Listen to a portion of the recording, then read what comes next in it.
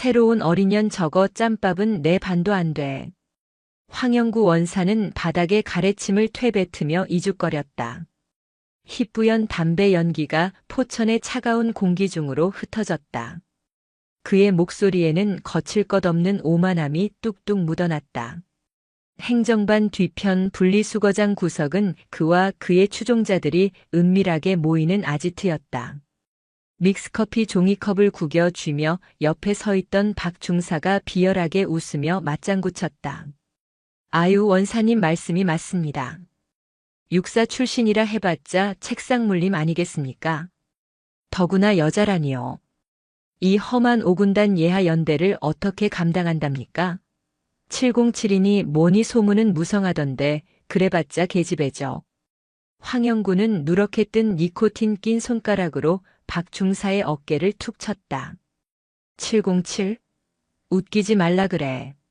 특전사 흉내나 내면서 사진이나 찍으러 다녔겠지. 야, 박중사.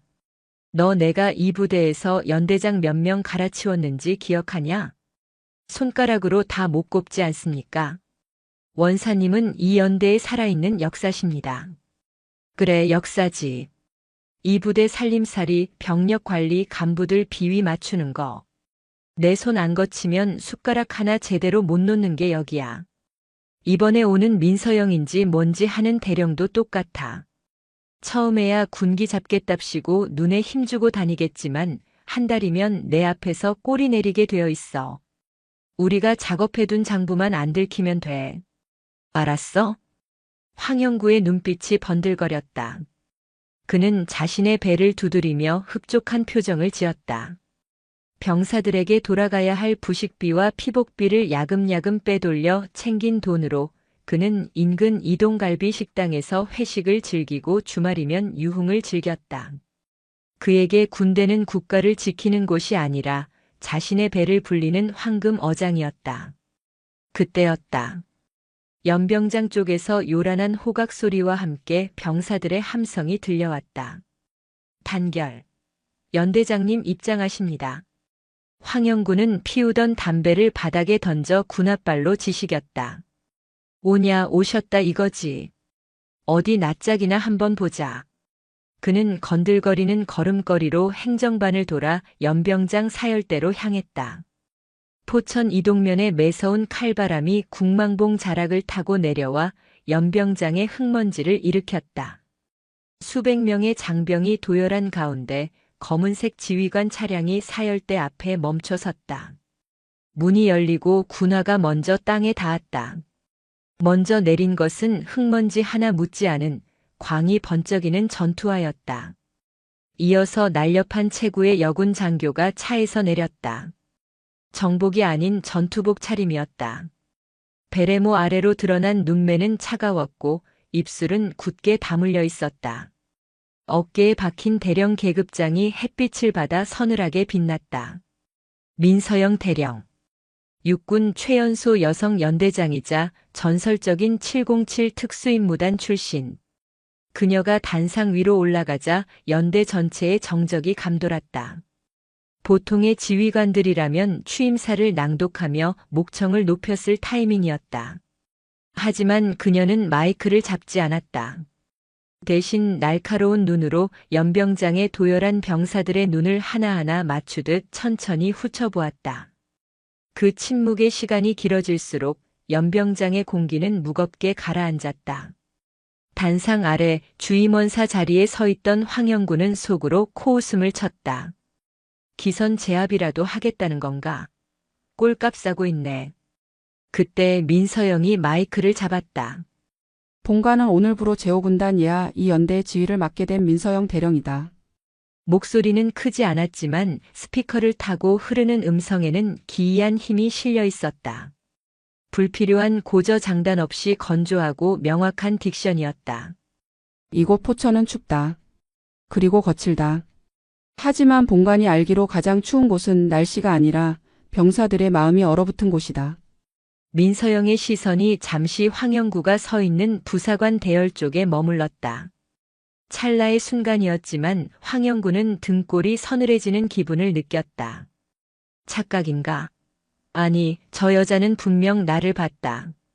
본관은 말로 지휘하지 않는다. 원칙과 규정 그리고 결과로 말한다. 내 부대에서 억울한 병사가 단 한 명이라도 나온다면 그 원인을 제공한 자는 계급 고하를 막론하고 군법이 허용하는 최고의 대가를 치르게 할 것이다. 이상. 짧고 간결한 취임사였다. 박수 소리가 터져 나왔지만 병사들의 표정은 묘했다. 기대감보다는 또 똑같은 소리겠지 하는 체념이 더 짙어 보였다. 취임식이 끝나고 간부들이 연대장실로 모였다. 황영구는 일부러 가장 늦게 느긋한 걸음으로 연대장실에 들어섰다. 이미 대대장들과 참모들이 긴장한 표정으로 앉아 있었다. 민서영은 상석에 앉아 서류를 넘기고 있었다. 충성. 연대 주임원사 원사 황영구입니다. 황영구가 경례를 붙였다. 각도 엉망이고 손끝도 흐트러진 소위 말하는 말년 원사의 경례였다. 민서영은 서류에서 눈을 떼지 않은 채 건조하게 답했다. 앉게. 황영구는 뻔뻔하게 소파 깊숙이 몸을 묻었다. 연대장님, 먼 길 오시느라 고생 많으셨습니다. 포천 길이 좀 험합니까? 아, 그리고 제가 미리 말씀드리자면 우리 부대 병사들 관리는 제가 아주 철저하게 하고 있습니다. 사소한 찐빠. 아니, 실수 같은 건 있어도 큰 사고는 없는 부대입니다. 그는 은근슬쩍 민서영의 길을 떠보려 했다.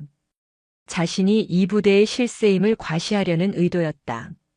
민서영이 서류를 덮고 천천히 고개를 들었다. 쌍꺼풀 없는 눈매가 황영구를 정면으로 응시했다. 황 원사. 예, 말씀하십시오. 자네가 말하는 철저한 관리라는 게 병사들 식단표와 실제 배식량이 다른 것도 포함되는 건가? 순간 회의실 안에 정적이 감돌았다. 황영구의 눈썹이 꿈틀했다. 예, 그게 무슨 말씀이신지. 민서영은 책상 위에 놓인 얇은 수첩을 들어보였다.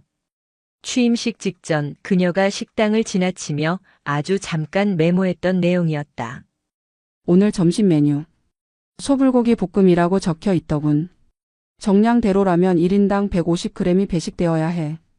그런데 취사장 뒤편 음식물 쓰레기통에는 뜯지도 않은 냉동 소고기 박스가 아니라 엉뚱하게도 돼지 뒷다리살 포장지가 가득하던데. 이건 어떻게 설명할 건가? 황영구의 등에서 식은땀이 한 방울 흘러내렸다. 부임한 지 1시간도 안 된 지휘관이 오자마자 취사장 쓰레기통부터 확인했다고. 이건 말이 안 된다. 그는 애써 웃음을 지으며 상황을 무마하려 했다. 아, 그게 보급관 녀석이 착오가 있었나 봅니다. 가끔 상급 부대에서 보급이 잘못 내려올 때가 있어서. 보급이 잘못 내려왔더라. 707에서 복무할 때도 못 들어본 변명이군. 민서영은 자리에서 일어났다. 그녀는 군화 발소리를 죽이며 천천히 황영구 앞으로 다가왔다. 그리고는 허리를 숙여 그의 눈을 똑바로 쳐다보며 나직하게 말했다. 실수라면 바로 잡으면 그만이지. 하지만 의도라면 이야기가 달라져. 내 눈은 장식품이 아니야, 황 원사.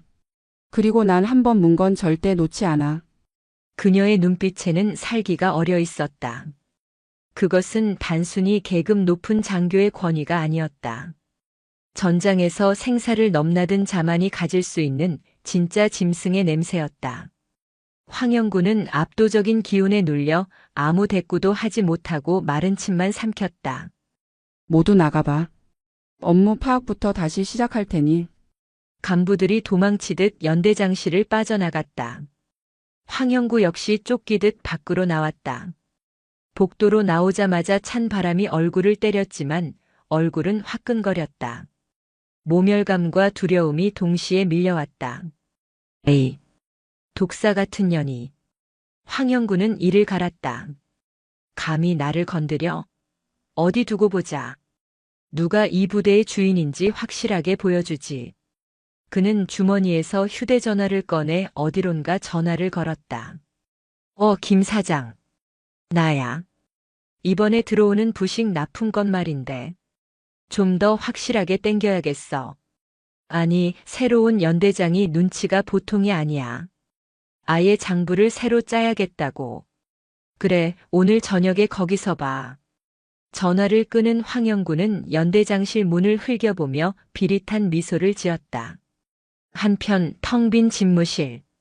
민서영은 창가에 서서 멀리 보이는 백운 계곡의 능선을 바라보고 있었다. 그녀의 손에는 방금 전 황영구가 앉았던 자리의 탁자 밑에서 발견한 작게 구겨진 영수증 조각이 들려 있었다. 냄새가 진동을 하는군. 그녀는 영수증을 주머니에 넣었다. 서두르지 않는다. 천천히 그리고 완벽하게 조여주지. 포천의 밤이 찾아오고 있었다. 승진부대의 깊은 어둠 속에서 늑대와 여우의 싸움은 이미 시작되고 있었다. 포천의 아침은 늦게 오고 밤은 일찍 찾아온다. 산으로 둘러싸인 제오군단 주둔지에 어스름한 새벽 안개가 걷히기도 전 취사장 굴뚝에서는 희뿌연 연기가 피어오르고 있었다. 야, 김상병. 오늘 아침 메뉴가 뭐냐? 점호를 마치고 식당으로 향하던 박일병이 잔뜩 찌푸린 얼굴로 물었다.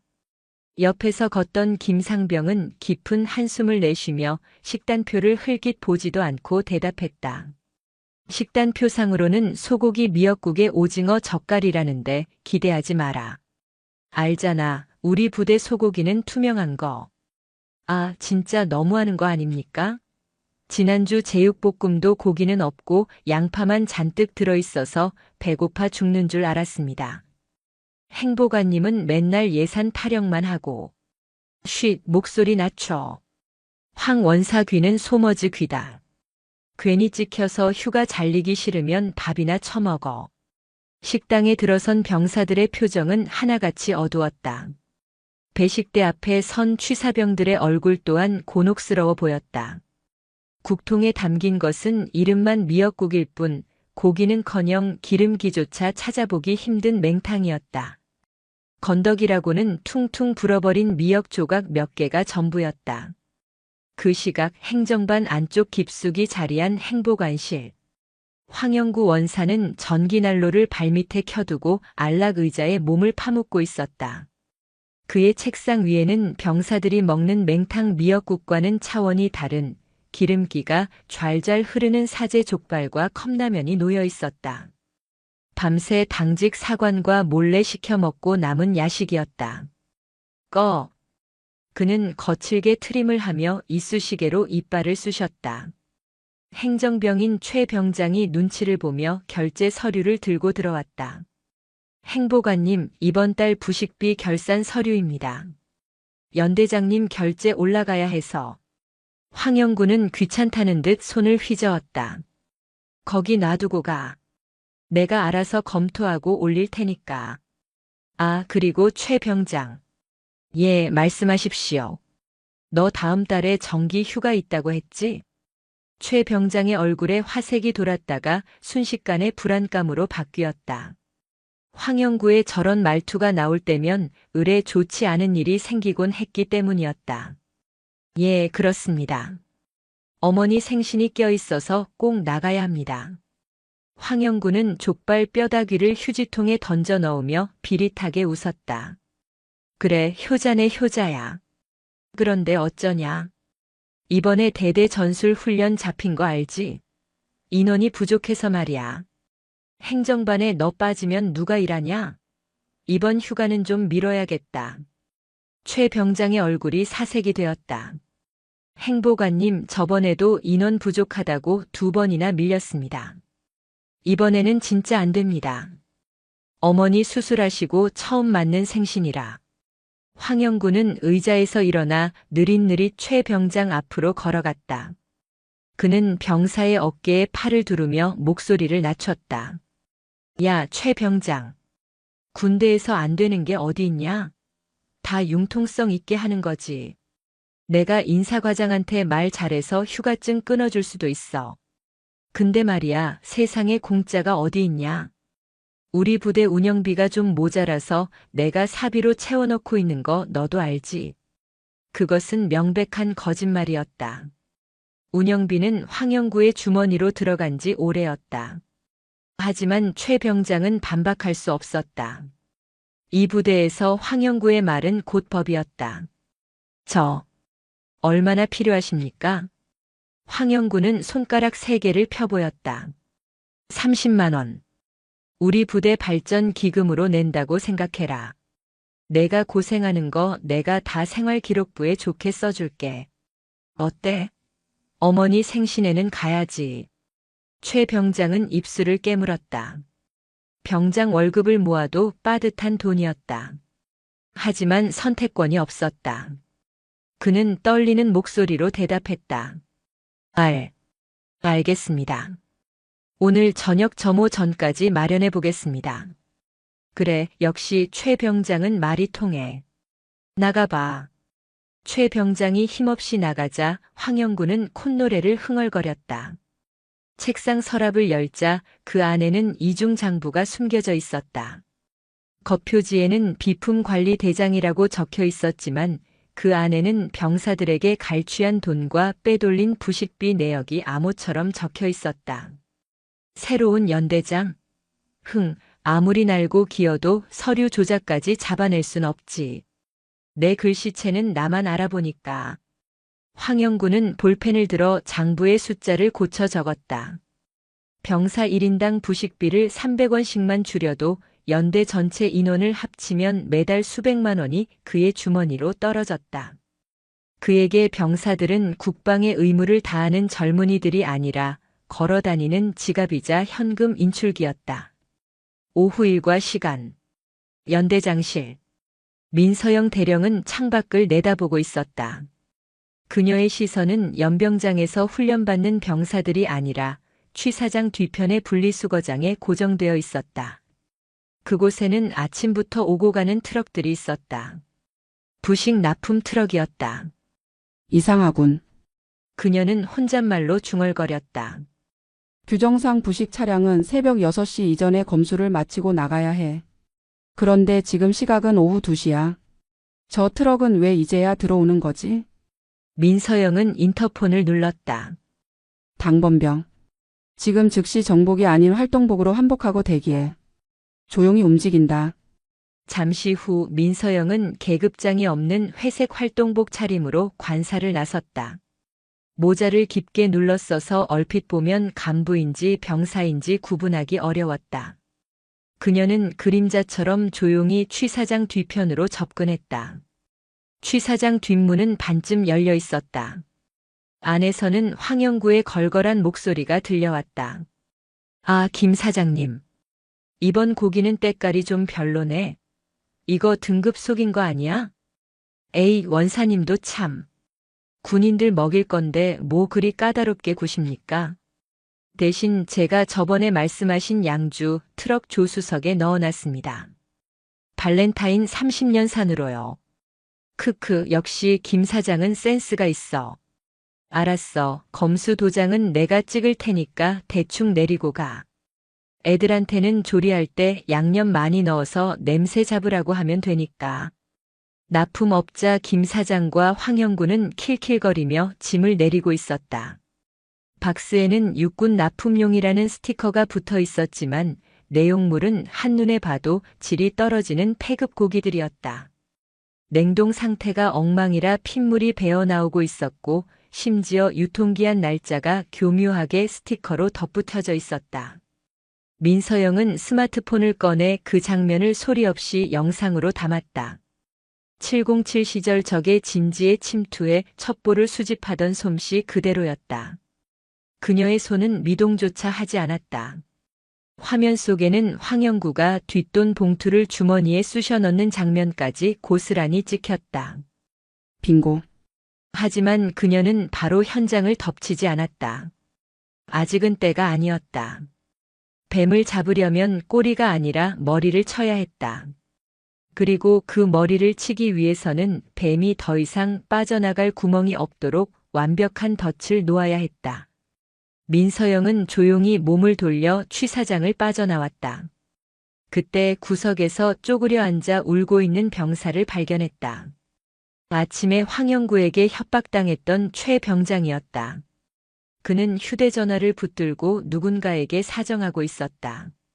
친구야, 미안한데 돈 좀 빌려줄 수 있냐? 내가 휴가 나가서 갚을게. 엄마 병원비 때문에 급해서 그래. 민서영의 발걸음이 멈췄다.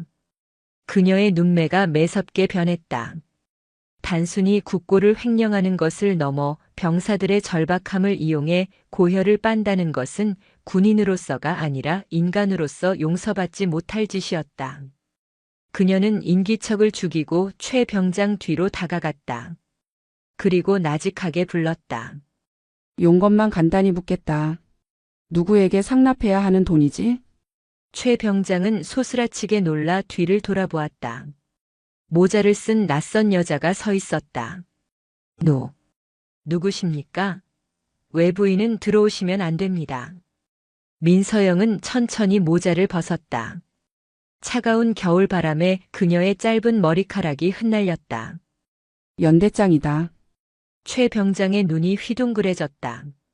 그는 황급히 일어나 경례를 하려 했지만 다리가 풀려 주저앉고 말았다. 경례는 생략한다. 앉아. 그리고 사실대로 말해. 황 원사가 요구한 게 돈인가? 최 병장은 입술을 달달 떨었다. 사실대로 말했다가 행보관에게 당할 보복이 두려웠다. 하지만 눈앞에 있는 연대장의 눈빛은 황영구의 그것과는 달랐다. 무서우리만큼 차갑지만 그 안에는 흔들리지 않는 단단한 신뢰가 있었다. 그게 휴가를 나가려면 발전 기금을 내야 한다고 했습니다. 30만 원. 민서영의 주먹이 꽉 쥐어졌다. 하얗게 질린 주먹 위로 힘줄이 솟아올랐다. 발전 기금이라. 아주 창의적인 도둑놈이군. 그녀는 주머니에서 자신의 지갑을 꺼냈다. 그리고 5만 원권 지폐 6장을 꺼내 최 병장의 손에 쥐어주었다. 이 돈을 가져다 줘라. 연대장님, 안 됩니다. 제가 어떻게... 명령이다. 이 돈을 황 원사에게 줘. 그리고 반드시 현금으로 주지 말고 계좌 이체를 할 수 없으니 봉투에 넣어서 전달한다고 해. 단 이 봉투를 그대로 써야 한다. 민서영은 지갑 속에 있던 평범해 보이는 흰 봉투에 돈을 넣었다. 하지만 그 봉투 안쪽 모서리에는 그녀만이 알아볼 수 있는 아주 작은 표식이 되어 있었다. 707 특수임무단에서 작전 시 사용하는 특수 잉크로 육안으로는 보이지 않지만 자외선 라이트를 비추면 선명하게 드러나는 표식이었다. 이건 뇌물이 아니라 놈의 목을 조를 증거이로다. 넌 아무것도 모르는 척 연기를 해. 겁먹을 필요 없다. 지금 이 순간부터 내 뒤에는 제호군단이 아니라 민서영이 버티고 있으니까. 최 병장은 얼떨결에 돈 봉투를 받아들었다. 연대장의 눈을 보며 그는 알 수 없는 용기가 솟아나는 것을 느꼈다. 알겠습니다. 감사합니다, 연대장님. 가라. 최 병장이 멀어지는 뒷모습을 보며 민서영은 다시 모자를 눌렀었다. 그날 밤 황영구는 당직 사령 몰래 위병소를 빠져나가 인근 술집으로 향했다. 그의 주머니에는 최 병장에게서 뜯어낸 30만 원과 납품업자에게 받은 두툼한 봉투가 들어있었다. 오늘은 물 좋은 데 가서 한잔해야겠구만. 눈먼 돈이 이렇게 굴러들어오는데 군 생활 할 맛 나지. 그는 택시를 잡아 타고 포천 시내로 사라졌다. 하지만 그는 모르고 있었다. 어둠 속에서 검은색 세단 한 대가 전조등을 끈 채 그의 택시를 조용히 뒤따르고 있다는 것을. 운전석에는 민서영이 앉아 있었고 조수석에는 노트북이 켜져 있었다. 화면에는 부대 CCTV 해킹 화면과 함께 황영구의 동선이 실시간으로 기록되고 있었다. 실컷 즐겨둬라 황영구. 그 술맛이 인생의 마지막 단맛이 될 테니. 민서영은 기어를 변속하며 가속 페달을 밟았다. 엔진 소리가 포천의 밤 공기를 날카롭게 갈랐다. 사냥은 이제 탐색전을 끝내고 본격적인 추격전으로 접어들고 있었다. 며칠 뒤 연대 전술 훈련 평가를 앞둔 시점이었다. 연대장실의 공기는 무겁게 가라앉아 있었다. 작전 참모와 정보과장이 훈련 계획 지도를 펼쳐놓고 브리핑을 하고 있었지만 민서영의 시선은 지도 너머 허공을 응시하고 있었다. 황 원사는 지금 어디에 있지? 브리핑을 하던 작전 참모가 당황하여 말을 멈췄다. 아, 주임원사님 말씀이십니까? 지금 보급 창고에서 훈련 물자 불출을 감독하고 계신 걸로 알고 있습니다. 민서영은 입꼬리를 살짝 올렸다. 비소였다. 감독이라. 고양이에게 생선을 맡겨도 그것보단 안전하겠군. 그녀는 자리에서 일어났다. 전투복 상의를 매무새 있게 고쳐 입고 베레모를 썼다. 작전 회의는 잠시 중단한다. 현장 확인이 먼저야. 같은 시각 연대 보급 창고 앞. 황영구 원사는 지게차에 기대어 담배를 피우고 있었다. 그의 앞에는 훈련에 쓰일 식량과 건전지, 위장 크림 박스들이 쌓여 있었다. 그는 박 중사와 킬킬거리며 잡담을 나누고 있었다. 야, 이번 훈련 때 병사들한테 지급할 핫팩 말이야. 그거 작년 재고 남은 거 있지? 그거 먼저 풀어. 새 거는 창고 깊숙이 박아두고. 아, 원사님. 작년 거는 다 굳어서 효과도 없을 텐데요. 애들 동상 걸린다고 난리 날 겁니다. 시끄러워. 어차피 쓰고 버리는 소모품인데 뭐가 중요해. 새 핫팩은 나중에 내가 아는 등산 용품점에 넘기면 돈이 짭짤하다고. 그리고 건전지도 마찬가지야. 중국산 싸구려 섞어서 내보내. 어차피 훈련하다가 무전기 안 터지면 산악지형 탓하면 그만이야. 황영구는 자신의 계획이 완벽하다고 믿었다. 신임 연대장이 아무리 깐깐하게 굴어도 이런 세세한 보급품 내역까지 일일이 확인할 수는 없을 것이라 여겼다. 게다가 훈련 중에 장비가 고장 나거나 병사들이 추위에 떨면 그 책임은 고스란히 지휘관인 민서영에게 돌아갈 터였다. 어디 한번 제대로 망신 좀 당해봐라. 감히 내 밥그릇을 건드려? 그때였다. 창고 밖에서 군화 발소리가 들려왔다. 규칙적이고 절도 있는 소름 끼치도록 차분한 발소리였다. 황영구는 급히 담배를 비벼 껐다. 민서영이 창고 안으로 들어섰다. 그녀의 뒤에는 군수과장과 감찰장교가 잔뜩 긴장한 표정으로 따르고 있었다. 충성.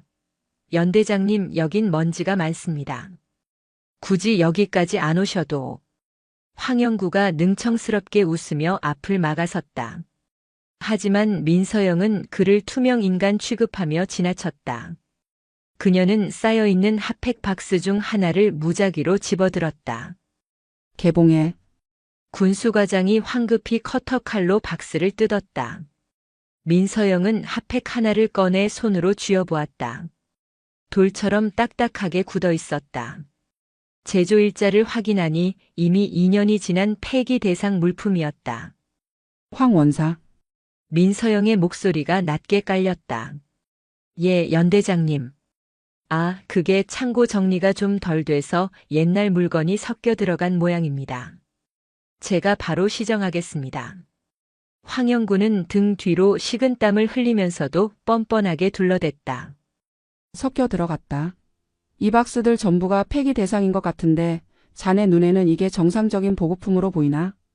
민서영은 딱딱한 핫팩을 황영구의 발치에 툭 던졌다. 그리고 저기 있는 건전지 박스들. 국방 마크가 찍힌 정품이 아니라 시중에서 파는 저가형 중국산이더군. 내가 알기로 우리 부대 예산으로 구매한 건전지는 전부 국산 정품일 텐데. 그 차액은 다 어디로 갔지? 황영구의 눈동자가 흔들렸다. 그건 오해십니다. 급하게 물량을 맞추다 보니 납품업체에서 실수를. 실수라는 단어가 자네 입에서 나올 때마다 내 인내심이 바닥나고 있어. 민서영은 한 걸음 더 다가갔다. 그녀의 압도적인 기세에 황영구는 저도 모르게 뒷걸음질 쳤다. 이번 훈련은 군단장님께서 직접 참관하실 예정이다. 만약 훈련 중에 무전기가 먹통이 되거나 병사들이 추위에 떨어서 작전에 실패한다면 그건 단순한 실수가 아니라 이적 행위야. 적을 이롭게 하는 행위. 즉 반역이지. 반역이라는 단어에 창고 안의 공기가 얼어붙었다. 황영구는 억울하다는 듯 목소리를 높였다. 말씀이 너무 지나치십니다. 제가 이 부대에 몸바친 세월이 얼만데 반역이라니요. 저도 명예가 있는 군인입니다. 민서영은 싸늘하게 웃었다. 명예? 도둑질한 돈으로 룸살롱 드나드는 게 자네가 말하는 명예인가? 황형구의 얼굴이 불그락푸르락해졌다. 감히 병사들과 장교들이 보는 앞에서 자신의 사생활까지 들먹이다니. 모멸감에 이성이 마비될 지경이었다. 당장 정품으로 교체해. 훈련 시작 전까지 완벽하게 준비해 놓지 않으면 자네 군복을 벗기는 걸로 끝나지 않을 거야. 민서영은 뒤돌아보지도 않고 창고를 나갔다. 남겨진 황영구는 분을 참지 못해 옆에 있던 빈 박스를 발로 걷어찼다. 에이, 빌어먹으려니. 감히 나를 모욕해? 그는 씩씩거리며 휴대전화를 꺼냈다. 어딘가로 전화를 거는 그의 손이 부들부들 떨렸다. 여보세요? 형님 접니다. 아, 예. 이번에 새로 온 연대장 말입니다. 아주 개판입니다. 네, 완전히 돌아버린 년이에요. 부사관들을 아주 개 취급합니다. 예. 아, 예. 손 좀 봐주셔야겠습니다. 제가 증거 좀 모아서 보낼 테니까 국방부 민원실이랑 인권센터에 좀 찔러주십시오. 네, 아주 매장시켜버려야 합니다. 전화를 끄는 황영구의 눈에 도끼가 서렸다. 내가 법을 좋아해? 그래, 나도 법대로 해주지. 부하들에게 갑질하고 인격 모독하는 지휘관이 어떻게 되는지 보여주마. 황영구는 그날 밤 자신의 추종 세력인 부사관들을 소집했다. 인근 식당 구석 방에 모인 그들은 민서영을 몰아내기 위한 모의를 시작했다. 그 여자 말투가 아주 재수 없지 않습니까? 어제 김 중사한테도 폭언했다면서요? 맞아요. 우리가 탄원서 하나씩 쓰면 됩니다. 요즘 군대 분위기가 어떤데? 여군 지휘관이 갑질했다고 하면 언론에서 바로 물어뜯을 겁니다. 황영구는 소주잔을 비우며 낄낄거렸다. 그래, 작전명은 독사 사냥이다. 훈련 기간 동안 일부러 명령 불복종하는 척하면서 실수들을 만들어내. 그리고 그 책임을 전부 연대장 지시 탓으로 돌리는 거야. 녹음기 켜놓고 유도신문 하는 거 잊지 말고. 그들은 자신들이 파놓은 함정이 얼마나 얕은지 알지 못했다. 그들이 모의하는 식당 옆방 얇은 합판 벽 너머에 민서영이 앉아있다는 사실을 꿈에도 모른 채 민서영은 찻잔을 내려놓으며 이어폰을 귀에서 뺐다. 고성능 도청 장비가 황영구 일당의 대화를 토시 하나 빠뜨리지 않고 녹음하고 있었다. 독사 사냥이라. 재밌군. 누가 사냥꾼이고 누가 사냥감인지 곧 알게 될 거다. 그녀의 옆에는 헌병대 수사관 출신의 법무참모가 앉아 있었다. 들었지? 상관 모욕 명령 불복종 모의 무고죄 교사. 이것만으로도 구속수사감이야. 법무참모가 고개를 끄덕였다. 예, 연대장님. 증거는 차고 넘칩니다. 언제 덮치시겠습니까? 아니, 아직이야. 훈련장에서 놈들이 실제로 행동을 개시할 때. 그때가 바로 처형식 날이다. 가장 화려하고 가장 비참하게 끝내줘야지. 민서영은 자리에서 일어났다.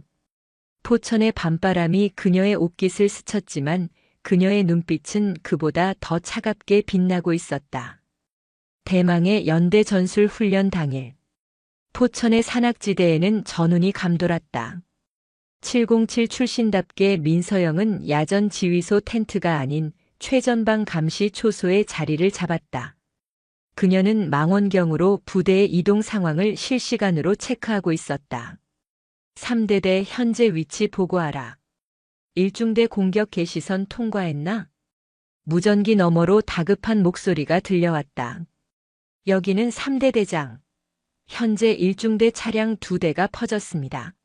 정비 불량으로 시동이 걸리지 않습니다. 도보로 이동 중이나 시간이 지체되고 있습니다. 민서영의 눈매가 날카로워졌다. 황형구의 지시였다. 정비 부속을 빼돌리고 폐급 부품을 끼워 넣은 결과가 여실히 드러나고 있었다. 당황하지 말고 예비 차량 투입해. 그리고 퍼진 차량은 그대로 현장 보존한다. 정비관에게 손대지 말라고 전해. 그녀의 지시는 간결하고 명확했다. 하지만 황영구의 방해 공작은 여기서 끝이 아니었다. 점심 식사 추진이 늦어지고 있었다. 산악 고지 점령 훈련을 마친 병사들이 허기에 지쳐가고 있었다. 황영구는 후방 지휘소에서 느긋하게 커피를 마시고 있었다. 어이쿠, 취사 차량이 길을 잘못 들었나 보네. 산길이라 험해서 말이야. 애들 배 좀 고프겠어. 그는 옆에 있던 박 중사에게 눈짓을 했다. 박 중사는 미리 섭외해 둔 불만 세력 병사들에게 문자를 돌렸다. 연대장이 지리를 몰라서 밥도 못 먹인다는 헛소문을 퍼뜨리라는 지시였다. 하지만 민서영은 이미 플랜 B를 가동하고 있었다. 그녀의 무전 한 통에 훈련장 인근에 대기하고 있던 민간 트럭들이 움직이기 시작했다. 그녀가 사비를 털어 미리 준비해둔 특식 도시락 차량이었다. 따뜻한 밥과 고기 반찬이 담긴 도시락이 병사들에게 지급되자 황영구의 계획은 순식간에 물거품이 되었다. 병사들의 불만은 환호로 바뀌었다. 병사들 밥 굶기는 지휘관은 자격이 없다. 황 원사, 이게 자네가 원하던 그림이었나? 무전기를 타고 흘러나오는 민서영의 목소리에 황영구는 기겁했다. 그녀는 모든 것을 알고 있었다는 듯이 대처하고 있었다.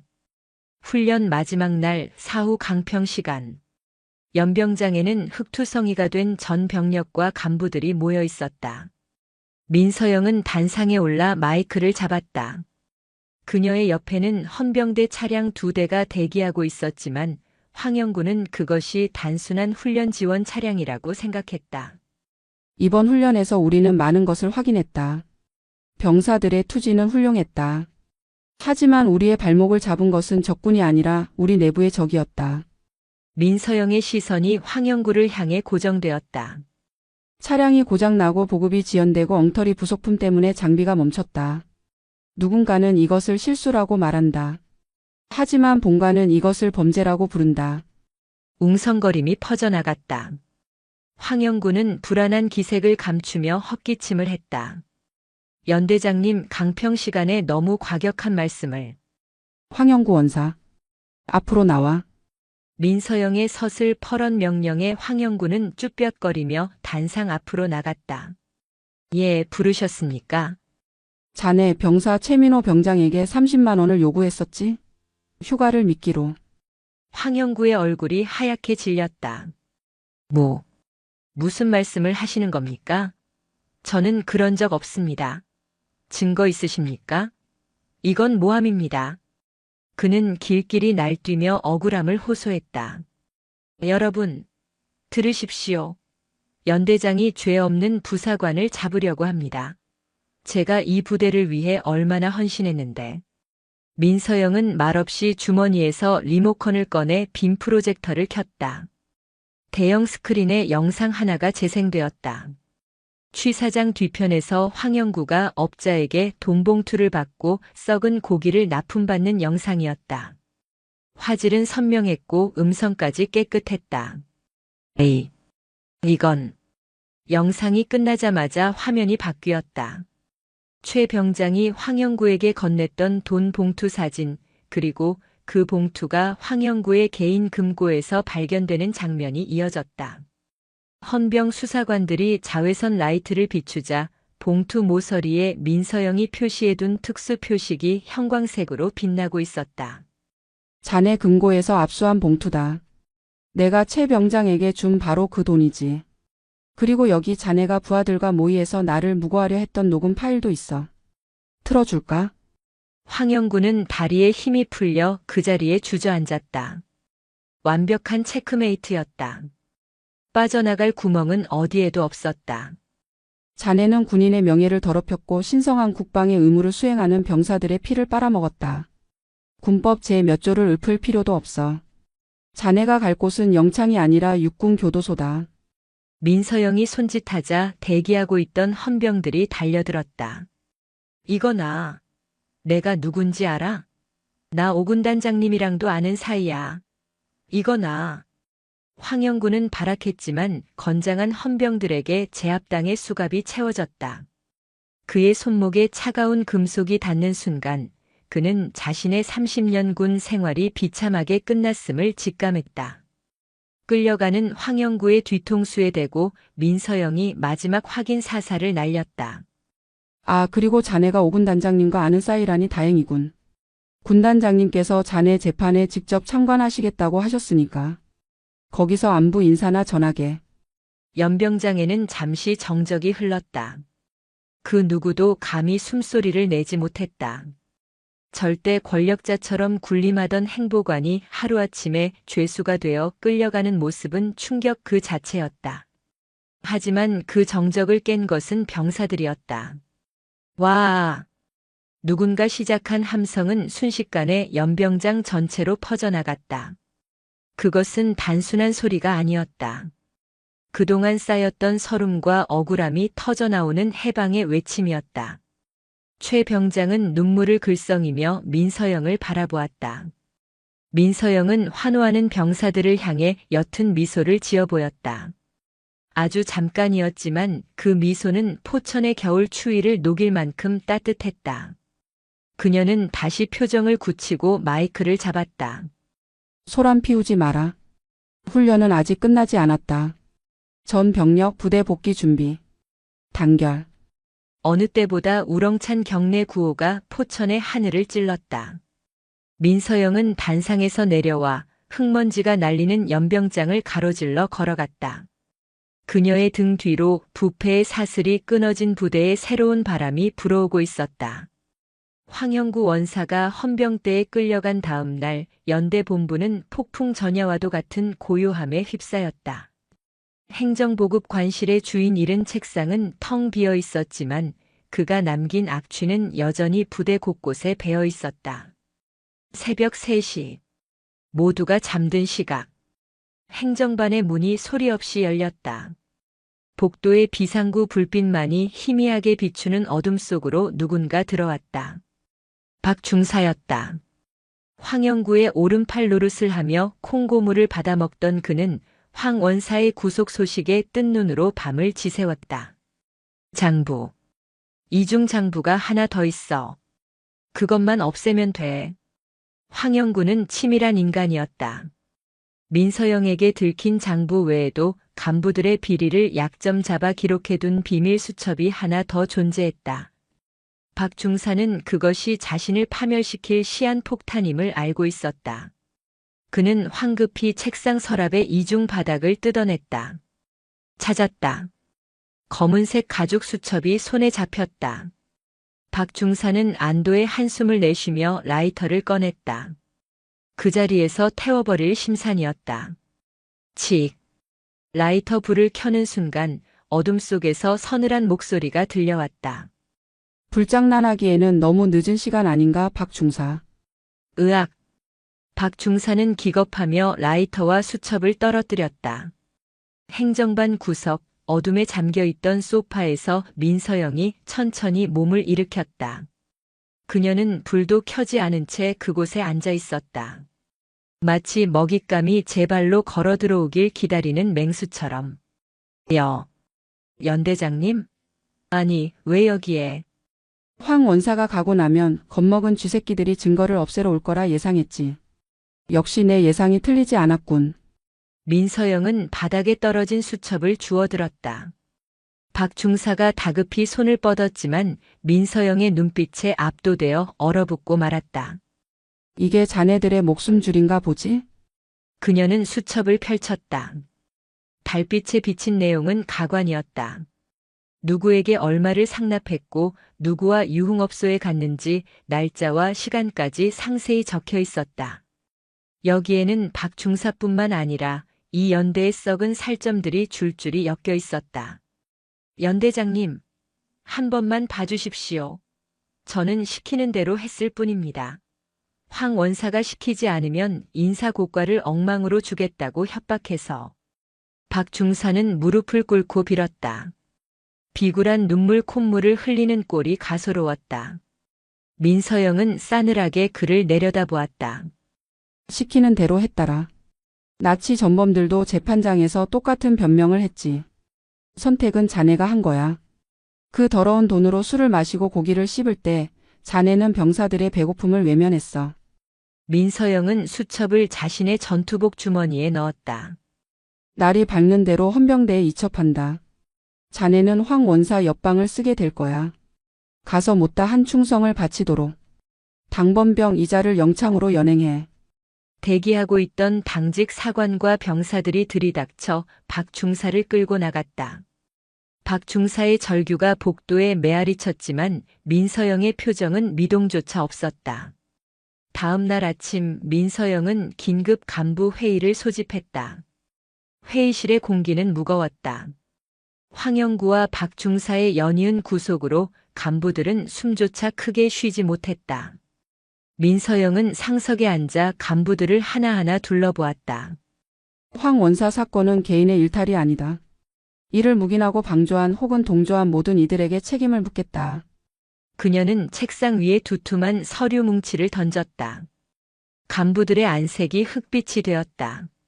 이 시간부로 우리 연대의 모든 행정, 보급, 급양 시스템을 제로 베이스에서 재검토한다. 지난 5년간의 모든 회계 장부를 감사관실에 넘겼다. 털어서 먼지 안 나는 사람 없다는 말 내 앞에서는 통하지 않아. 먼지가 나면 그 먼지가 사라질 때까지 털어줄 테니까. 그녀의 개혁은 무자비할 정도로 신속하고 정확했다. 가장 먼저 변화가 일어난 곳은 식당이었다. 우와, 이게 뭐야? 진짜 소고기야? 점심시간 식판을 받아든 병사들의 눈이 휘둥그레졌다.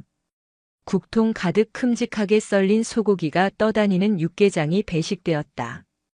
반찬으로는 냉동 만두가 아닌 직접 튀긴 바삭한 탕수육이 나왔다. 그동안 황영구가 중간에서 가로채던 식자재 예산이 온전히 병사들에게 돌아가자 식단은 호텔 부럽지 않게 변했다. 야, 국물 맛이 다르다. 기름 둥둥 뜬 맹탕이 아니야. 연대장님 바뀌고 나서 진짜 살맛 난다. 병사들은 걸신 들린 듯 밥을 먹었다. 식당 구석에서 이 모습을 지켜보던 민서영의 입가에 옅은 미소가 스쳤다. 하지만 그녀는 병사들에게 다가가 생색내지 않았다. 그저 조용히 조리장에게 다가갔다. 조리장. 충성. 식사 맛있게 하셨습니까? 맛은 중요하지 않아. 위생과 정량 그리고 영양. 이 세 가지 원칙만 지켜. 재료비가 부족하면 내 월급을 압류해서라도 채워 넣을 테니 아이들 먹이는 거에 장난치지 마라. 알겠나? 예. 명심하겠습니다. 조리장은 군기가 바짝 든 목소리로 대답했다. 민서영은 뒤돌아 나갔다. 그녀의 등 뒤로 병사들의 웃음소리가 들려왔다. 그것은 그녀가 이 부대에 온 이후 처음 듣는 진심 어린 웃음소리였다. 하지만 평화는 오래가지 않았다. 썩은 뿌리를 뽑아낸 자리에 이번에는 외부의 시련이 닥쳐오고 있었다. 포천의 하늘이 심상치 않게 어두워지고 있었다. 12월의 포천은 눈의 왕국이자 군인들에게는 지옥이었다. 오후부터 내리기 시작한 눈은 밤이 되자 앞이 보이지 않을 정도로 쏟아졌다. 대설 경보가 발령되었다. 전 병력 제설 작전 준비. 비상 소집. 민서영의 지시에 따라 전 연대원이 연병장으로 뛰어나왔다. 넉가래와 눈삽을 든 병사들의 입에서 하얀 입김이 뿜어져 나왔다. 민서영 역시 지휘관 차량에 앉아 있는 대신 직접 눈삽을 들고 병사들 틈에 섰다. 연대장님 들어가 계십시오.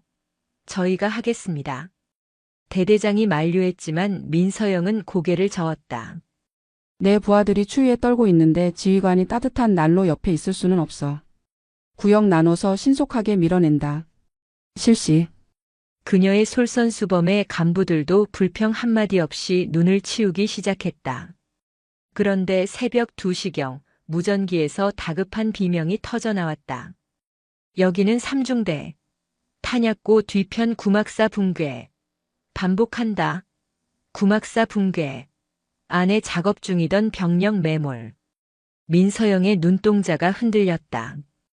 탄약고 뒤편 구막사는 황영구가 비자금 조성을 위해 헐값에 날림공사로 지어놓은 창고였다. 그 부실한 구조물이 기록적인 폭설의 무게를 이기지 못하고 무너져 내린 것이다. 현장으로 이동한다. 의무대 호출하고 공병대 중장비 투입해. 민서영은 눈밭을 헤치고 사고 현장으로 질주했다. 현장은 아수라장이었다. 샌드위치 패널과 철골이 엿가락처럼 휘어져 있었고 그 아래서 병사들의 신음이 들려왔다. 살려주세요. 다리가 끼었습니다. 공병대 중장비가 도착하려면 시간이 걸렸다. 눈 때문에 진입로가 막혔기 때문이다. 기다릴 시간이 없었다. 이대로 두면 저체 온증으로 쇼크사한다. 우리가 직접 구한다.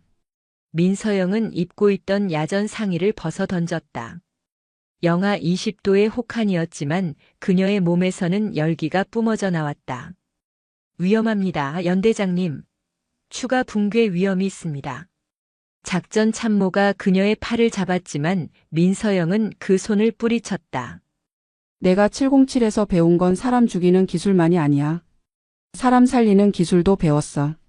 날 따를 자신 있는 놈들만 붙어. 그녀는 무너진 철골 구조물 틈으로 몸을 날렸다. 707 시절 대테러 진압 작전을 수행하며 익힌 건물 침투 능력이 빛을 발했다. 좁고 불안정한 잔해 사이를 비집고 들어간 그녀는 매몰된 병사들을 하나둘씩 찾아냈다. 김일병, 정신 차려. 내 목소리 들리나? 연대장님. 너무 춥습니다. 다리가 철골에 깔린 김일병이 파랗게 질린 입술로 웅얼거렸다. 민서영은 이를 악물었다. 조금만 참아. 내가 들어 올릴 테니 그 사이에 빠져나와. 그녀는 김일병의 다리를 누르고 있는 수백 킬로그램의 철골을 어깨로 받쳤다. 인간의 한계를 뛰어넘는 괴력이었다. 우지끈 하는 소리와 함께 철골이 아주 조금 들렸다. 지금이야. 끌어내. 밖에서 대기하던 부사관들이 김일병을 잡아당겼다. 김일병이 빠져나가는 순간 민서영이 버티고 있던 철골이 쿵 하고 내려앉았다. 연대장님. 병사들이 비명을 질렀다. 흙먼지가 가라앉고 민서영이 잔해 속에서 걸어 나왔다. 그녀의 이마에서는 피가 흐르고 있었고 전투복은 찢어져 있었다. 하지만 그녀는 쓰러지지 않았다. 보고해. 잔류 인원 있나? 전원 구조되었습니다. 연대장님 피가. 스친 거야. 신경 쓰지 마.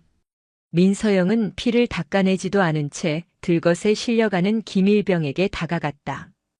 그리고 자신의 목에 걸고 있던 방한용 목토시를 벗어 병사의 목에 감아주었다. 미안하다. 못난 어른들이 지은 부실한 건물 때문에 내가 다쳤어. 이 빚은 반드시 갚겠다. 김일병은 눈물을 흘리며 고개를 끄덕였다. 그 모습을 지켜보던 연대원들의 가슴 속에 뜨거운 무언가가 차올랐다. 그동안 그들이 겪었던 지휘관들은 병사가 다치면 진급에 누를 끼칠까봐 사고를 은폐하기 급급했다. 하지만 민서영은 달랐다. 그녀는 자신의 몸을 던져 부하를 구했고 진심으로 사과했다. 날이 밝았다. 눈은 그쳤지만 연대의 분위기는 완전히 달라져 있었다. 민서영은 이마에 붕대를 감은 채 연병장에 섰다. 어젯밤 사고는 천재지변이 아니다. 이것은 명백한 인재다. 황영고와 그 일당들이 예산을 빼돌려 지은 불법 건축물이 우리 전우들을 죽일 뻔했다. 그녀의 목소리에는 분노가 서려 있었다. 나는 이 사건을 결코 묵과하지 않을 것이다. 건설업체 감리 책임자 그리고 이를 승인해준 당시 지휘 라인까지 끝까지 추적해서 법정에 세울 것이다. 내 병사의 피 한 방울 값은 놈들의 모든 것을 팔아도 갚지 못할 테니까. 병사들은 환호 대신 침묵으로 답했다. 그것은 가벼운 열광이 아닌 지휘관에 대한 절대적인 신뢰와 존경의 침묵이었다. 그때 위병소 쪽에서 검은 세단 한 대가 들어왔다. 번호판을 본 참모들이 술렁거렸다. 육군 본부 감찰실 차량이었다. 황영구의 배후 세력이 드디어 움직이기 시작한 것이다. 차에서 내린 감찰관은 거만한 태도로 민서영에게 다가왔다. 민서영 대령입니까? 부대 관리 소홀로 인한 안전사고 발생 건으로 조사 나왔습니다. 또한 황영구 원사에 대한 과잉 수사 및 인권 침해 투서가 접수되어 감찰관의 말이 끝나기도 전에 민서영은 그의 코앞까지 다가갔다. 707 시절 테러리스트를 제압하던 그 살기 어린 눈빛으로 조사? 환영하지. 하지만 순서가 틀렸어. 그녀는 주머니에서 피 묻은 장갑을 꺼내 감찰관의 정복 주머니에 꽂아주었다. 내 부하들이 흘린 피가 아직 마르지도 않았어. 감찰실이든 국방부든 상관없다. 나를 건드리는 건 참을 수 있어도 내 부하들을 건드리거나 그들의 고통을 이용하려는 놈들은. 민서영은 감찰관의 귓가에 나직하게 속삭였다. 전쟁을 각오해야 할 거다. 여기는 내 구역이고 내 법이 통하는 곳이니까. 감찰관은 민서영의 기세에 눌려 뒷걸음질 쳤다. 포천의 하얀 설원 위로 민서영과 감찰관의 시선이 날카롭게 부딪혔다. 뱀은 잡혔지만 뱀을 키운 숲은 아직 깊고 어두웠다. 그리고 민서영의 진짜 싸움은 이제 막 시작되고 있었다. 육군본부 감찰실에서 파견된 조사단은 연대 회의실을 점거했다. 그들은 마치 점령군처럼 행세했다. 회의실 창문에는 블라인드가 내려졌고 민서영의 집무실을 제외한 모든 행정구역에 대한 압수수색이 시작되었다. 조사단장인 최 대령은 민서영과 육사 동기였으나 진급 경쟁에서 밀려 감찰병과로 돌아선 인물이었다. 그는 열등감과 권력욕으로 뭉친 전형적인 책상물림 군인이었다. 회의실 상석에 앉은 최 대령은 다리를 꼬고 민서영을 노려보았다. 민 대령. 아니, 민 연대장. 자네 상황 파악이 아직 안 되는 모양이군. 부대 관리 소홀로 병사가 다쳤어. 게다가 황 원사 건은 명백한 직권 남용이야. 감찰 조사가 시작되면 지휘권이 정지될 수도 있다는 거 모르나? 민서영은 건너편 의자에 앉아 차갑게 식은 녹차를 한 모금 마셨다. 그녀의 표정은 폭풍우가 몰아치는 바다 한가운데 떠있는 바위처럼 미동도 없었다. 본관의 지휘권은 군단장님께서 명하시기 전까지는 유효하다. 그리고 직권 남용이라. 범죄자를 잡아서 헌병에 넘긴 게 직권 남용이라면 자네가 지금 하는 짓은 직무유기인가? 최 대령의 눈썹이 꿈틀했다. 말 조심해. 우린 황 원사의 탄원서를 받고 온 거야.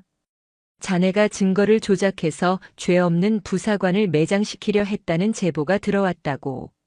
707 출신이라더니 여기서도 공작 정치를 하시나? 최 대령은 책상을 쾅 내리쳤다. 옆에 있던 감찰 장교들이 위압적인 분위기를 조성하려 애썼지만 민서영은 눈 하나 깜짝하지 않았다. 탄원서라. 구치소에 있는 황영구가 변호사를 통해서 썼겠군. 내용은 안 봐도 뻔해. 내가 강압 수사를 했다, 증거를 심었다, 뭐 그런 소설을 썼겠지. 민서영은 품 안에서 작은 수첩 하나를 꺼내 테이블 위에 올려놓았다. 지난번 박 중사가 태우려다 실패한 바로 그 이중 장부였다. 자네들이 찾고 있는 게 이건가? 최 대령의 눈이 번들거렸다. 그는 손을 뻗어 수첩을 가져가려 했다. 그래, 이거야. 중요 증거물이니 감찰실에서 압수하겠다. 하지만 민서영의 손이 더 빨랐다. 그녀는 수첩을 다시 주머니에 넣으며 싸늘하게 웃었다. 착각하지 마. 이건 보여준 거지 준다고 한 적 없어. 이 안에는 황영구가 상납한 돈이 어디로 흘러갔는지 아주 상세하게 적혀 있거든. 육군본부 군수참모부 그리고 감찰실 일부 간부들 이름까지. 민서영의 시선이 최 대령의 명찰을 스치고 지나갔다. 최 대령. 자네 동기 중에 작년에 전역하고 건설 회사 차린 김철수라고 있지? 이번에 무너진 구막사 그 친구 회사가 시공했던데. 황영구가 발주를 넣고 자네가 감찰 때 눈 감아주고 김철수가 공사하고. 삼각편대가 아주 훌륭하더군. 최 대령의 얼굴이 사색이 되었다. 너 지금 무슨 소리를 하는 거야? 증거 있어? 증거는 지금 자네가 뺏으려던 이 수첩, 그리고 내가 따로 보관해둔 녹취록에 다 있어. 내가 707에 있을 때 가장 많이 해본 게 뭔지 아나? 테러리스트들의 자금줄을 추적하는 거였어. 황영구의 계좌를 추적하다 보니 재미있는 이름들이 많이 나오더군. 민서영은 자리에서 일어났다. 그녀는 최 대령에게 다가가 귓가에 나직하게 속삭였다. 이 조사는 자네가 나를 죽이러 온 게 아니라 내가 자네들의 목을 치기 위해 부른 거야. 황영구는 꼬리일 뿐이고 몸통은 자네들이니까. 이 미친년이. 최 대령은 부들부들 떨며 욕설을 내뱉었다. 하지만 그는 더 이상 민서영을 압박할 수 없었다.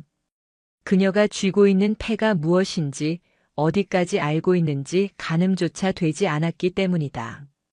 그날 오후 민서영은 연대장실로 돌아와 창밖을 보았다. 포천의 하늘은 여전히 흐렸다. 감찰실 직원들은 빈손으로 돌아가지 않았다. 그들은 보복성으로 연대의 모든 서류를 뒤지기 시작했다.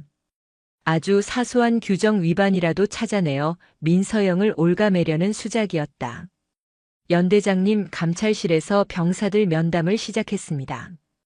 유도신문으로 연대장님께 불리한 진술을 받아내려고 혈안이 되어 있습니다. 주임원사 대리 직무를 수행하던 김 상사가 걱정스러운 얼굴로 보고했다. 내버려둬. 병사들은 바보가 아니야. 진실을 아는 사람들은 흔들리지 않는다. 하지만 상황은 좋지 않게 흘러갔다. 감찰실은 언론 플레이를 시작했다.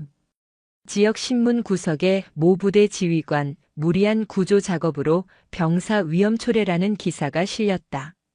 황영구의 배후 세력이 돈을 써서 기레기들을 움직인 것이다. 여론을 악화시켜 민서영을 보직 해임하려는 술책이었다. 밤 10시. 집무실 문을 두드리는 소리가 났다. 들어온 사람은 지난번 붕괴 사고 때 구조된 김일병이었다. 그는 목발을 짚고 있었다. 연대장님. 김일병. 의무대에 있어야 할 사람이 여긴 왜 왔나? 다리는 좀 어떤가? 괜찮습니다. 드릴 말씀이 있어서 왔습니다. 김일병은 품 안에서 꼬깃꼬깃한 편지 뭉치를 꺼냈다. 이거 우리 중대원들이 쓴 탄원서입니다.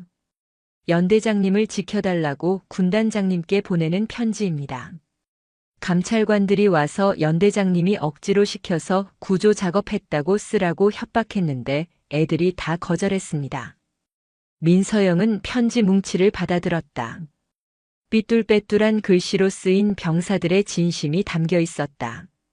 우리 연대장님은 영웅입니다. 우리를 위해 목숨을 거셨습니다.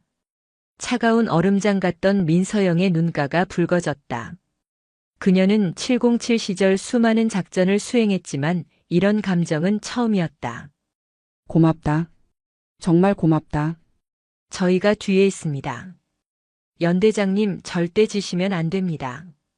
김일병이 나가고 난 뒤 민서영은 편지를 금고에 넣지 않고 가슴 주머니에 넣었다. 이것은 그 어떤 훈장보다 무거운 책임감이었다.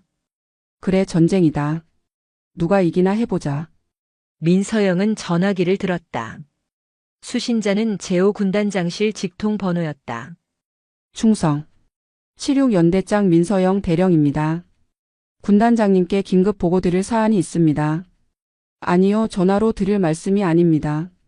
내일 아침 군단징계위원회에서 직접 소명하겠습니다. 네, 제 군복을 걸고 말씀드립니다. 수화기를 내려놓는 그녀의 손끝이 미세하게 떨렸다. 두려움 때문이 아니었다.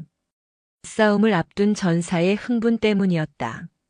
내일 열릴 징계위원회는 그녀의 무덤이 되거나 아니면 거대한 비리 카르텔을 무너뜨릴 처형대가 될 것이었다.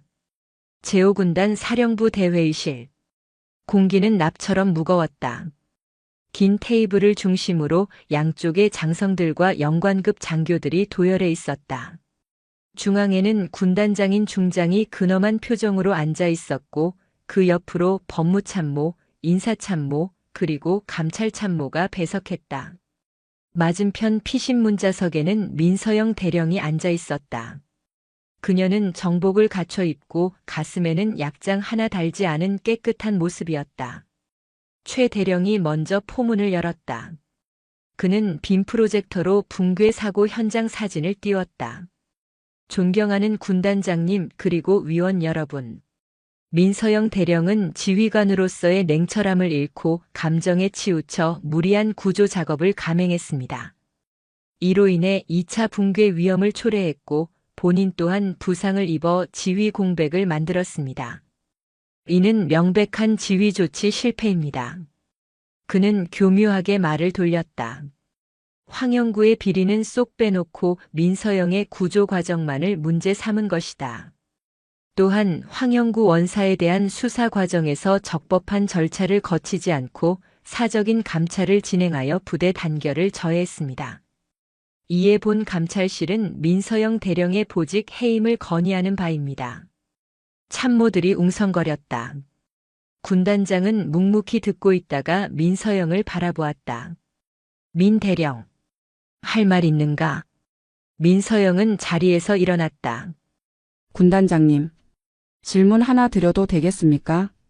해보게. 군인의 존재 이유는 무엇입니까? 뜬금없는 질문에 장내의 정적이 흘렀다. 민서영은 스스로 답했다. 국민의 생명과 재산을 보호하는 것입니다. 제 부하들은 군인이기 전에 대한민국의 국민입니다. 무너진 건물 아래 깔린 국민을 구하는 것이 지휘 조치 실패라면 저는 기꺼이 그 실패한 지휘관으로 남겠습니다. 그녀의 목소리는 단호했다. 하지만 제가 오늘 이 자리에 선 진짜 이유는 따로 있습니다. 저는 제 명예를 지키러 온 것이 아니라 썩어버린 군대의 환부를 도려내러 왔습니다. 민서영은 준비해온 서류 가방을 열었다. 그리고 어젯밤 최 대령이 뺏으려 했던 그 수첩과 이동식 저장 장치를 꺼내 군단장 앞으로 가져갔다. 이것은 구속된 황영구 원사의 비밀 장부와 그가 통화한 내용이 담긴 녹음 파일입니다. 감찰실장 최 대령은 이 증거를 인멸하기 위해 어젯밤 제 집무실을 급습했습니다. 에이, 이봐. 거짓말 마. 그건 조작된 거야. 최 대령이 자리를 박차고 일어났다. 조작? 군단장님, 지금 바로 이 녹음 파일을 재생해 주십시오. 10분 전 제가 헌병대 수사과에 의뢰하여 성분 분석을 마친 원본입니다. 군단장의 눈짓에 법무참모가 저장 장치를 노트북에 연결했다. 스피커를 통해 황영구와 최 대령, 그리고 건설사 사장의 통화 내용이 적나라하게 흘러나왔다. 형님, 이번에 감찰 나오시면 민서영 그 여자 좀 확실하게 밟아주십시오. 제가 챙겨드린 거 섭섭지 않게 넣었습니다. 걱정 마. 내가 감찰단장인데 누가 뭐라 하겠어? 그 여자 옷 벗기면 그 다음 연대장은 우리 쪽 사람 심으면 돼. 건설 수주 물량도 더 챙겨주고. 회의실은 충격에 휩싸였다. 최 대령의 얼굴은 흑빛이 되어 주저앉았다. 감찰 참모마저 당황하여 어쩔 줄 몰라 했다. 민서영은 멈추지 않았다. 이 장부에는 지난 3년간 붕괴된 구막사 보수 공사비로 책정된 예산 10억 원이 어떻게 세탁되었는지 기록되어 있습니다. 황영구가 5억을 챙기고 나머지 3억은 여기 계신 최 대령과 몇몇 연관 장교들의 골프 접대비와 유흥비로 쓰였습니다. 실제 공사에 들어간 돈은 고작 2억 원. 그러니 눈 무게를 견디지 못하고 무너진 겁니다. 민서영은 병사들의 피 묻은 편지를 꺼내 들어보였다. 이 비리의 대가는 저 장부 속의 숫자가 아닙니다. 바로 내 부하 김일병의 다리입니다. 피땀 흘려 나라 지키러 온 젊은이들을 당신들의 탐욕을 채우는 소모품으로 썼습니다. 이게 반역이 아니면 무엇입니까? 그녀의 일갈은 회의실을 쩌렁쩌렁 울렸다. 군단장의 얼굴이 붉게 상기되었다. 그는 주먹을 꽉 쥐고 부들부들 떨었다. 그가 분노한 대상은 민서영이 아니라 자신의 등잔 밑에서 벌어진 이 추악한 범죄 행위들이었다. 헌병대장. 예, 헌병대장입니다. 회의실 밖에서 대기하던 헌병대장이 뛰어들어왔다. 지금 당장 최 대령을 긴급 체포해. 그리고 이 장부에 적힌 놈들, 지금 이 자리에 있는 놈들이라도 상관없다. 전원 체포해서 수사해. 내 부대를 이따위로 만든 놈들을 용서치 않겠다. 알겠습니다. 헌병대 진입해. 무장 헌병들이 들이닥쳤다. 최 대령은 저항 한번 못 해보고 수갑이 채워져 끌려나갔다. 그와 연루된 몇몇 참모들도 고개를 숙인 채 연행되었다. 아수라장이 된 회의실 한가운데 민서영은 홀로 꼿꼿하게 서 있었다. 군단장이 자리에서 일어나 그녀에게 다가왔다. 그는 무거운 손으로 민서영의 어깨를 잡았다. 미안하네. 내 눈이 어두워 자네를 힘들게 했군. 그리고 고맙네. 자네가 우리 군단을 살렸어. 민서영은 절도 있게 경례를 붙였다. 충성. 군인은 할 일을 할 뿐입니다. 자네가 원하는 게 뭔가? 포상 휴가? 훈장? 민서영은 잠시 생각하더니 입을 열었다. 제 부하들, 특히 이번 사고로 다친 병사들과 그들을 간호하느라 고생한 전우들에게 특별 휴가를 주십시오. 그리고 그녀는 창밖을 바라보았다. 황영구와 그 일당들이 횡령한 돈 전액 환수해서 병사들 복지시설 개선에 써주십시오. 더 이상 춥고 배고픈 군대가 아니었으면 합니다. 군단장은 고개를 끄덕였다. 그의 눈가에 물기가 어렸다. 약속하지. 내 이름을 걸고. 회의가 끝나고 민서영은 건물 밖으로 나왔다. 먹구름이 걷히고 포천의 맑은 하늘이 드러나 있었다. 차가운 겨울바람이 불었지만 더 이상 춥게 느껴지지 않았다. 그녀는 하늘을 향해 깊게 숨을 들이마셨다. 끝났군. 하지만 그녀는 알고 있었다. 악은 잡초와 같아서 뽑아도 다시 자라난다는 것을. 그러나 두렵지 않았다. 그녀에게는 지켜야 할 부하들이 있고 타협하지 않는 신념이 있었으니까. 민서영은 대기하고 있던 지휘관 차량에 올랐다. 부대로 복귀한다. 애들이 기다린다. 차량은 승진 부대를 향해 힘차게 출발했다. 백미러에 비친 민서영의 눈빛은 그 어느 때보다 빛나고 있었다. 전설적인 707의 독사가 아닌 진정한 군인이자 리더로서의 눈빛이었다. 포천에 혹독했던 겨울이 물러가고 있었다. 산자락에 쌓여있던 눈이 녹아 계곡물로 흐르기 시작할 무렵 연대에는 새로운 바람이 불었다. 그것은 단순한 계절의 변화가 아니었다. 쾅, 쾅, 쾅. 망치질 소리가 경쾌하게 울려 퍼졌다. 붕괴되었던 구막사터에는 새로운 병영 생활관이 올라가고 있었다. 이번에는 날림 공사가 아니었다. 국내 굴지의 건설사가 맡았고 민서영이 직접 감리 일지를 체크했다. 와, 이번에는 진짜 튼튼하게 짓나 봅니다. 단열재 두께 보십시오. 작업을 지켜보던 병사들의 표정이 밝았다. 더 놀라운 것은 공사 대금의 출처였다. 민서영이 군단장과의 약속대로 황형구와 그 일당들에게서 환수한 범죄 수익금, 그리고 그들에게 청구한 구상권 청구액 전액이 병사들의 복지시설 확충에 투입된 것이다. 민서영은 안전모를 쓰고 공사 현장을 둘러보았다. 그녀의 옆에는 이제 목발 없이 걷게 된 김일병이 행정병으로 보직을 변경해 수행하고 있었다. 철근 간격 시멘트 배합 비율. 규정에서 1mm라도 오차나면 전면 재시공이다. 내 병사들이 잠잘 곳이야. 요새보다 튼튼해야 해. 현장 소장이 땀을 뻘뻘 흘리며 고개를 끄덕였다. 염려 마십시오, 연대장님. 대한민국에서 가장 안전한 건물이 될 겁니다. 그날 오후 연대장실로 한 통의 등기 우편이 도착했다.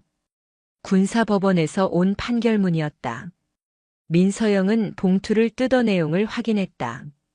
피고인 황영구 징역 7년 군인연금 박탈, 추징금 5억 원. 피고인 최우진 징역 5년 불명예 전역. 죗값에 비하면 턱없이 부족한 세월일지 모르나 그들이 평생 쌓아 올린 탐욕의 성은 완전히 무너져 내렸다. 황영구는 감옥에서 자신의 죄를 뉘우치기는커녕 가진 것을 모두 빼앗겼다는 사실에 분통을 터뜨리다 화병을 얻었다는 소문이 들려왔다. 민서영은 판결문을 서랍 깊숙이 넣었다. 이제야 빚을 갚았군. 그녀는 자리에서 일어나 창밖을 보았다. 연병장에서는 병사들이 축구를 하고 있었다. 예전 같으면 간부들의 눈치를 보느라 기가 죽어 있었을 아이들이 지금은 흙먼지를 뒤집어 쓰고도 해맑게 웃고 있었다. 식당에서는 맛있는 냄새가 풍겨왔고 행정반에서는 불필요한 야근이 사라졌다. 민서영이 만든 시스템은 단순했다. 원칙대로 하되 사람은 귀하게 여길 것. 그녀는 매주 금요일 소통의 시간을 만들었다. 계급장을 떼고 연대장과 병사가 1대1로 대화하는 시간이었다. 처음에는 보복이 두려워 아무도 오지 않았지만 지금은 줄을 서야 할 정도였다. 똑똑. 노크 소리와 함께 주임원사가 들어왔다.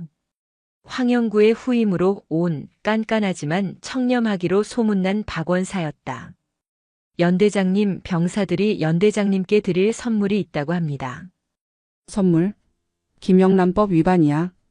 돌려보내. 아, 돈 드는 거 아닙니다. 그냥 잠깐 나와보시면 압니다. 민서영은 의아해하며 밖으로 나갔다. 연병장 구석 새로 지어진 휴게 쉼터 앞에 병사들이 모여 있었다. 그들은 민서영이 나오자 쑥스러운 듯 길을 터주었다. 쉼터 입구에는 나무로 깎아 만든 현판이 걸려 있었다. 투박하지만 정성이 가득 들어간 글씨였다. 서영로 상서로운 꽃뿌리가 핀 누각. 민서영의 이름 글자를 딴 현판이었다. 병사 대표인 분대장이 얼굴을 붉히며 말했다. 저희가 쉴 수 있는 곳을 만들어 주셔서 감사합니다. 연대장님 덕분에 저희 군 생활에도 봄이 왔습니다. 그래서 저희끼리 이름을 지어봤습니다. 민서영은 말문이 막혔다.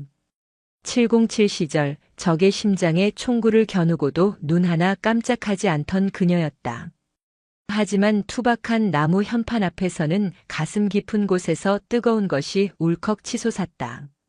그녀는 헛기침을 하며 감정을 추스르려 애썼다. 글씨체가 엉망이군. 하지만 나쁘지 않아. 병사들이 와하고 웃음을 터뜨렸다. 민서영도 아주 희미하게 하지만 분명하게 웃었다. 그것은 얼음장 같던 그녀의 얼굴에 처음으로 피어난 봄꽃이었다. 그날 밤 민서영은 관사에서 홀로 술잔을 기울였다. 707 시절 전사한 동료들의 사진 앞에 소주 한 잔을 올렸다. 선배님들, 저 잘하고 있는 거 맞죠? 총 대신 법전을 들었지만 지키는 건 똑같습니다. 내 사람 내 조국. 밤바람이 창문을 흔들었지만 더 이상 춥지 않았다. 포천의 밤하늘에 뜬 별들이 그녀를 위로하듯 반짝였다. 뱀이 지나간 자리에는 새살이 돋고 있었다. 그 어느 때보다 단단하고 건강한 새살이. 1년하고도 6개월이 지났다. 제5군단 예하 76연대는 이제 꼴통부대가 아니었다. 전군에서 가장 전투력이 높고 가장 사고가 없는 최정예 부대로 탈바꿈했다. 민서영이 있는 곳에는 비리가 없다는 말은 육군 전체의 정설이 되었다. 그리고 707 특임대의 철칙처럼 임무를 완수한 요원은 떠나야 할 시간이 다가왔다. 육군본부 인사명령. 대령 민서영. 국방부 직속 방산 비리 특별수사단장으로 보직 변경을 명함. 더 크고 위험한 곳, 더 거대한 악이 도사리고 있는 곳으로의 호출이었다. 그녀의 능력이 다시 한번 필요해진 것이다. 이임식 날. 연병장에는 전 연대원이 도열했다. 봄비가 촉촉하게 내리고 있었다. 보통 비가 오면 실내 행사를 하지만 병사들은 굳이 연병장에 서겠다고 고집을 피웠다. 떠나는 연대장의 마지막 모습을 빗속에서라도 지켜보고 싶다는 이유였다. 단상에 선 민서영은 준비해온 이임사를 접어 주머니에 넣었다. 대신 마이크를 잡고 병사들을 바라보았다. 1년 6개월. 길다면 길고 짧다면 짧은 시간이었다. 연병장이 쥐 죽은 듯 조용해졌다. 빗소리만이 그녀의 목소리를 감쌌다. 나는 너희에게 친절한 지휘관은 아니었다. 새벽같이 깨워 구보를 시켰고 규정을 어기면 가차없이 영창을 보냈다. 나를 원망했나? 아닙니다. 1500명의 목소리가 한 사람처럼 울렸다. 그래. 내가 너희를 강하게 굴린 이유는 하나다. 전쟁터에서 살아남게 하기 위해서였다. 그리고 부조리한 세상을 만났을 때 비겁하게 고개 숙이지 말고 당당하게 맞서 싸울 힘을 길러주기 위해서였다. 민서영은 잠시 말을 멈추고 맨 앞줄에 서 있는 김병장과 눈을 맞췄다. 군복은 작업복이 아니다. 수이다. 언제든 국가를 위해 죽을 수 있다는 각오로 입는 옷이다. 하지만 기억해라. 너희의 목숨은 그 무엇보다 귀하다. 억울한 개죽음은 당하지 마라. 내가 그리고 우리가 지킬 테니. 곳곳에서 훌쩍이는 소리가 들려왔다. 강철 같던 부사관들의 눈시울도 붉어졌다. 나는 이제 떠난다. 하지만 내 영혼의 반은 이곳 승진 부대에 두고 간다. 너희가 어디에 있든 억울한 일을 당하면 나를 찾아라. 지옥 끝까지 쫓아가서라도 해결해 줄 테니까. 이상. 이임식이 끝나고 민서영이 탄 지휘관 차량이 위병소를 향해 천천히 움직였다. 그런데 예상치 못한 일이 벌어졌다. 위병소까지 이어지는 약 1km의 도로 양옆으로 병사들이 인간띠를 만들어 도열해 있었다. 누가 시킨 것이 아니었다. 그들은 빗속에서 민서영의 차가 지나갈 때마다 차례대로 경례를 올렸다. 단결, 단결, 사랑합니다, 연대장님. 감사했습니다. 차창 밖으로 스쳐 지나가는 병사들의 얼굴 하나하나가 민서영의 가슴에 박혔다. 황영구의 횡령으로 밥을 굶던 아이, 부실 공사로 다리를 다쳤던 아이, 휴가를 팔아먹는 간부에게 돈을 뜯기던 아이. 그들이 이제는 늠름한 군인이 되어 그녀를 배웅하고 있었다. 운전병이 백미러를 보며 말했다. 연대장님, 우십니까? 민서영은 황급히 고개를 돌려 창밖을 보았다. 비가 들이쳐서 그래. 운전이나 똑바로 해. 차는 위병소를 빠져나갔다. 백미러 속에서 부대는 점점 작아졌지만 그곳에서 피어난 희망은 결코 작아지지 않을 것이었다. 차가 포천을 벗어나 서울로 향하는 고속도로에 진입했다. 민서영은 휴대전화를 꺼냈다. 국방부 수사단에서 보낸 첫 번째 타깃 리스트가 화면에 떴다. 이번 상대는 군납 비리에 연루된 거물급 정치인과 결탁한 방산업체였다. 황영구 따위와는 비교도 안 될 만큼 거대하고 위험한 적이었다. 하지만 민서영의 입가에는 여유로운 미소가 번졌다. 재미있겠군. 그녀는 재킷 안주머니에서 낡은 사진 한 장을 꺼내보았다. 707 시절 진흙탕을 구르며 함께 웃던 전우들의 사진이었다. 그리고 그 뒤에는 오늘 아침 병사들이 선물해준 롤링 페이퍼가 있었다. 우리의 영원한 대장님. 과거의 전우들과 현재의 부하들이 그녀의 양 어깨를 받쳐주고 있었다. 민서영은 사진을 다시 넣고 옷매무새를 가다듬었다. 대령 계급장이 차창으로 들어오는 햇살을 받아 날카롭게 빛났다. 가자. 청소할 시간이다. 차는 속도를 높여 거대한 도시의 정글 속으로 또 다른 전장 속으로 미끄러져 들어갔다. 전설은 끝난 것이 아니었다. 다만 새로운 페이지로 넘어갔을 뿐.